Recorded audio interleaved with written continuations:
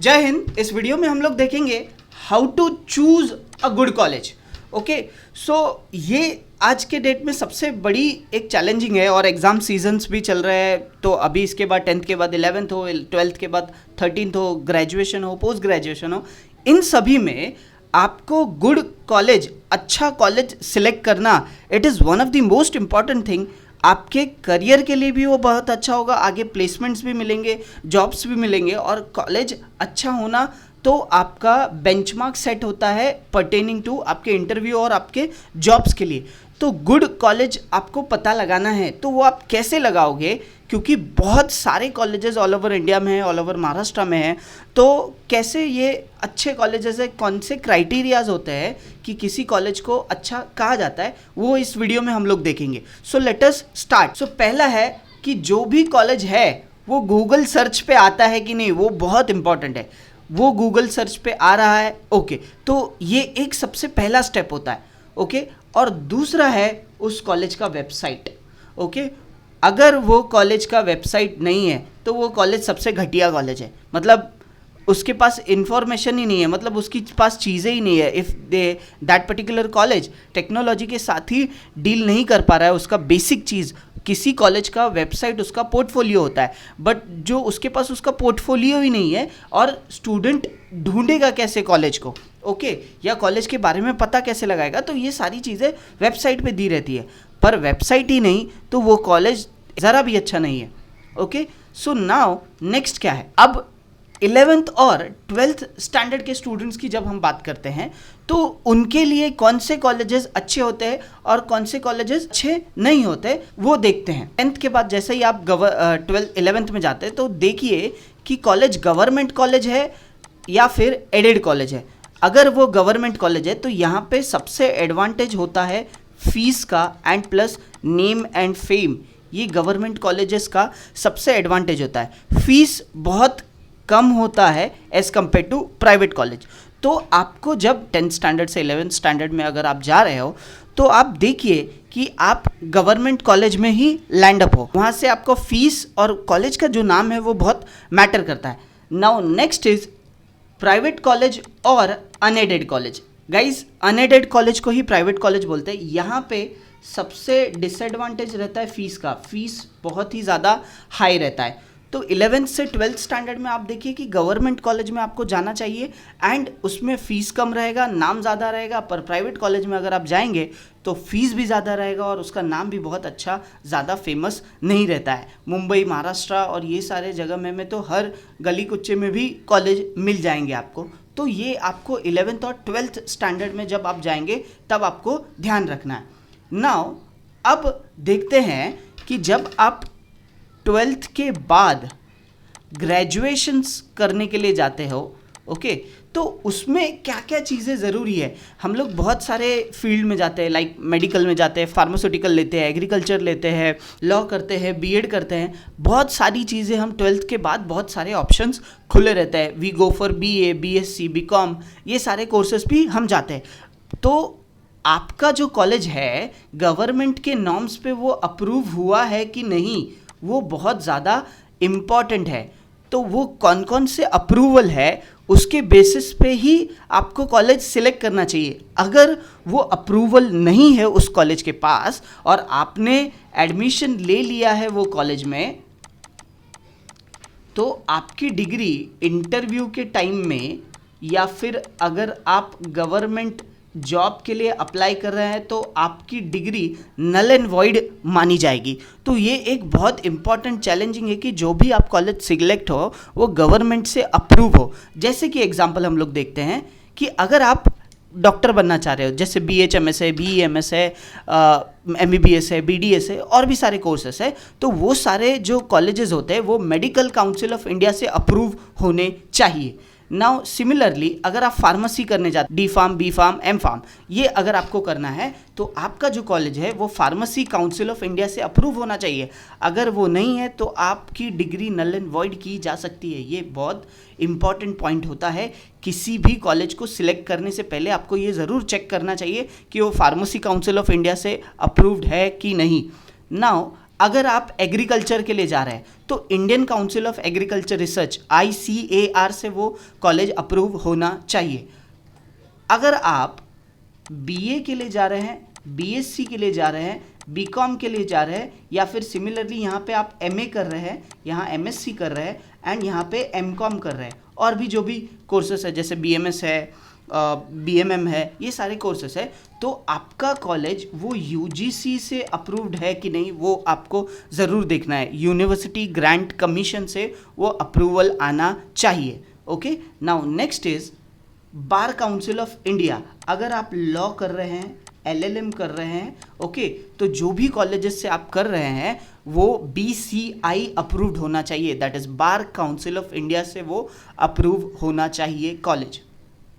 Now next is AICTE, all India council of technical education. इसमें अगर आप engineering कर रहे हैं, MBA कर रहे हैं, MCA कर रहे हैं, MSc IT कर रहे हैं या BSc IT कर रहे हैं, तो ये सारे जो कॉलेजेस हैं ये अप्रूव्ड होते हैं AICTE से, all India council of technical education. Okay, now अब देखते हैं NCTE, that is national council for teacher education. अगर आप BEd कर रहे हैं, MEd कर रहे हैं, MAd कर रहे हैं, या फिर BSc BEd इंटीग्रेटेड कर रहे हैं, तो आपका कॉलेज वो NCTE अप्रूव्ड होना चाहिए। ओके, ये हो गया BEd के लिए। अब देखते हैं 11th एंड 12th, ये सारे तो ग्रेजुएशन के हैं। 11th एंड 12th वो अप्रूवल देता है स्टेट गवर्नमेंट। इसीलिए अगर मैं महाराष्ट्र की बात करूँ तो महाराष्ट्र हायर सेकेंडरी सर्टिफिकेट आपको मिलता है 12th के बेसिस पे। सिमिलरली अगर मैं गुजरात स्टेट की बात करूँ तो गुजरात स्टेट बोर्ड होता है, बिहार की बात करूँ तो बिहार स्टेट बोर्ड होता है। तो वो जो कॉलेजेस जिस स्टेट में है 11th 12th में, तो वो स्टेट गवर्नमेंट का काम होता है अप्रूवल देने का। हालांकि ये जो सारे है MCI है, मेडिकल काउंसिल ऑफ इंडिया है, pharmacy council of India, ICAR है, UGC है, बार काउंसिल ऑफ इंडिया है, AICTE है, NCTE है, ये सारे ऑल ओवर इंडिया लेवल पे काम करते हैं। एंड 11th और 12th के लिए सारे कॉलेजेस जो जूनियर कॉलेज जिसे हम लोग कहते हैं वो स्टेट लेवल पे काम करता है। तो ये हो गया अप्रूवल जो भी आप स्ट्रीम को चूज कर रहे हो।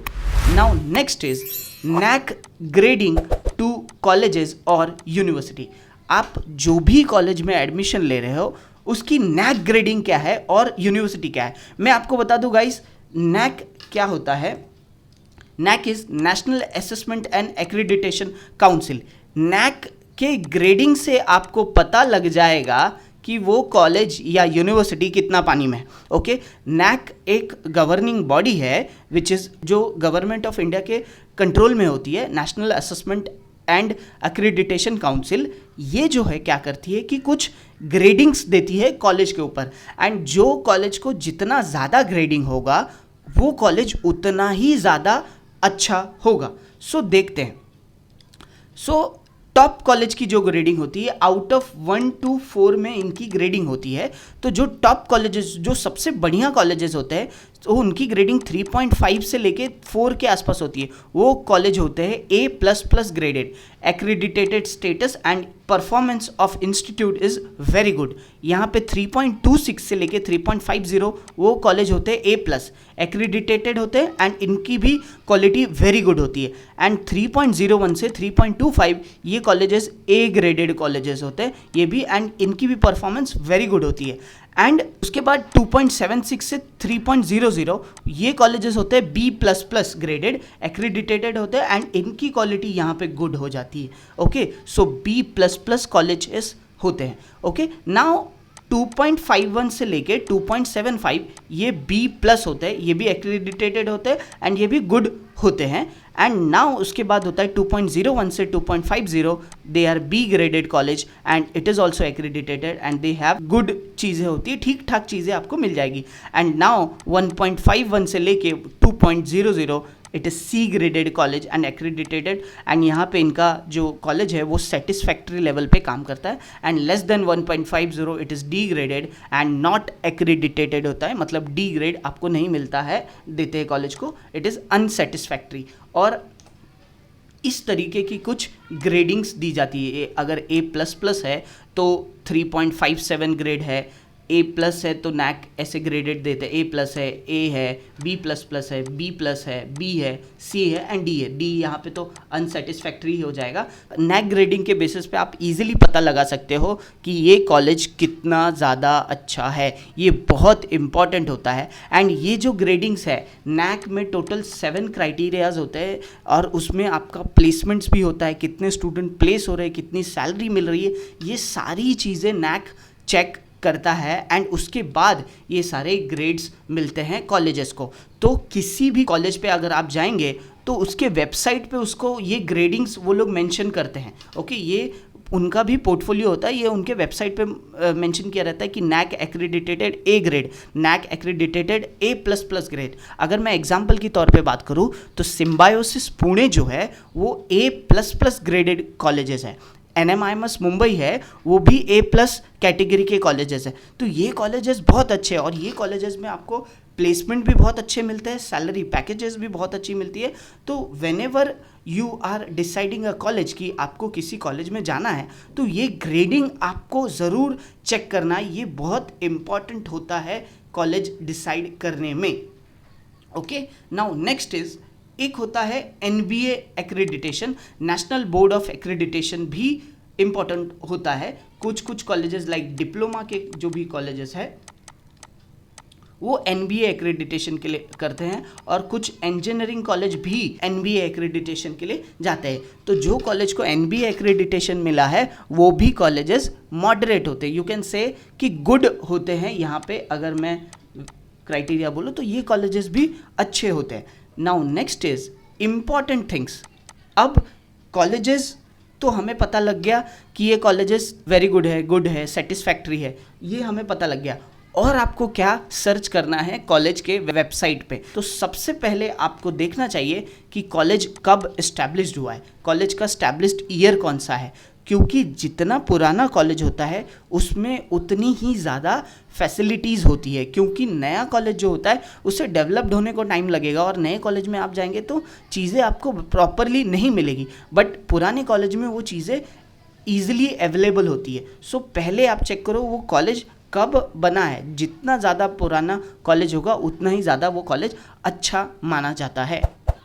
Second is infrastructure detail. Yes, college में अभी पता चला कि टॉयलेट ही नहीं है या टॉयलेट है तो जेंट्स और लेडीज़ टॉयलेट एक ही साथ जा रहे हैं, तो ये सारी चीज़ें आपको भी देखना चाहिए कि इंफ्रास्ट्रक्चर उसका कैसा है। बिकॉज जितना ज़्यादा अच्छा इंफ्रास्ट्रक्चर होता है उतना ज़्यादा हम मोटिवेट रहते हैं पढ़ने के लिए। नाउ लाइब्रेरी फैसिलिटी कैसी है एंड लेबोरेटरी। अगर आप साइंस के स्टूडेंट्स हैं, फार्मेसी, मेडिकल, एग्रीकल्चर और भी जो भी साइंस के स्ट्रीम्स है, बायोटेक है, बॉटनी है, जोलॉजी है, ये सारी चीज़ें जो है तो उनके लिए लेबोरेटरी फैसिलिटी कैसी है, कित सारे इक्विपमेंट्स है, वो सारी चीज़ें भी कॉलेजेस मेंशन करते हैं अपने वेबसाइट पे। और लाइब्रेरी कैसी है, तो लाइब्रेरी कितनी पुरानी है, लाइब्रेरी में बुक्स कलेक्शन कितने हैं, ये सारी चीज़ें आपको लाइब्रेरी फैसिलिटी एंड लेबोरेटरी में आपको देखना चाहिए। Now next is university affiliation. Okay, मैं महाराष्ट्र की बात करूँ तो महाराष्ट्र में टोटल 13 यूनिवर्सिटी है जो कॉलेजेस को अफिलिएट करते हैं।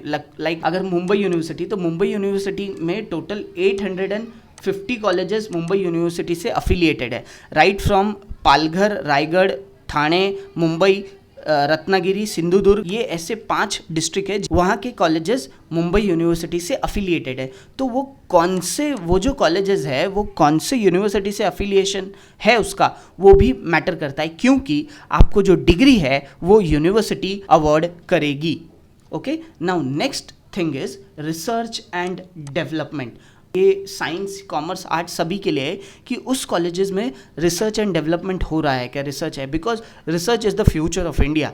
Government is spending so many money every year on the research and development. तो आपको वो देखना है कि रिसर्च वगैरह होता है कि नहीं, you are able to get a exposure to new things और नॉट। ये भी चीज़ें कॉलेज सिलेक्ट करने के समय आपको देखना चाहिए। Now next is awards and achievements. Yes, colleges को कौन से अवार्ड मिले हैं, कौन से अचीवमेंट्स है कॉलेजेस के पास, उनके स्टूडेंट्स कहाँ प्लेस है, अलमनाई कैसे है। ओके, अगर मैं मुंबई के सेंट जेवियर्स की बात करूँ तो it is one of the oldest 150 years पुराना कॉलेज है एंड मुकेश अंबानी भी वहाँ से पढ़े। तो वो बहुत मैटर करता है कि कॉलेजेस के पास अवार्ड्स क्या है, उनके अचीवमेंट्स क्या है, उनके पास एलमनाई कहाँ कहाँ से पढ़े हुए, ये सारी चीज़ें हमें देखनी चाहिए। ये इंपॉर्टेंट थिंग्स है जो आपको कॉलेजेस के वेबसाइट पे आपको रीड करना चाहिए। और आपको कोई डाउट है इन सब चीज़ों पे, आप कमेंट बॉक्स में लिखिए, I will be happy to reply you. आपकी समस्या को मैं सॉल्व करने की कोशिश ज़रूर करूँगा। Now last but not list and सबसे इम्पॉर्टेंट, इसी के ऊपर तो हम पढ़ाई करते हैं, प्लेसमेंट्स। ओके, यही तो सबसे ज़्यादा ज़रूरी है। प्लेसमेंट है कि नहीं है उस कॉलेज में, प्लेसमेंट है कि नहीं है, ये सबसे ज़्यादा इंपॉर्टेंट है। अगर प्लेसमेंट है तो कौन सी रिक्रूटिंग कंपनीज आ रही है। Now next is student selection कितने हो रहे हैं। अगर वो कॉलेज के पास 100 स्टूडेंट्स हैं, अगर उसमें 20 ही स्टूडेंट्स सिलेक्ट हो रहे हैं तो फिर कंपनीज कम आ रही है, या फिर वो टीचर्स जो है या कॉलेज का मैनेजमेंट जो है या प्रिंसिपल जो है वो अच्छे से स्टूडेंट्स को ट्रेन नहीं कर रहे। तो स्टूडेंट सिलेक्शन रेशियो क्या है वो ज़रूर आपको देखना है। प्लेसमेंट में तो आपको देखना है कि प्लेसमेंट दे रहा है, ठीक है, तो कौन सी कंपनी है, स्टूडेंट कितने सिलेक्ट हो रहे हैं। ओके, ये सबसे ज़्यादा ज़रूरी होता है आपको कॉलेजेस में चेक करना। नाउ इसके बाद कितना सैलरी पैकेज है रे, तो ये बहुत ज़रूरी होता है कि क्या सैलरी दे रहा है। 1 लाख रुपया दे रहा है और पता चला आपने बाहर इंटरव्यू दिया, आपको 3 लाख की सैलरी पैकेज मिल गई, तो आप तो फंस गए ना कंपनी के साथ काम करके।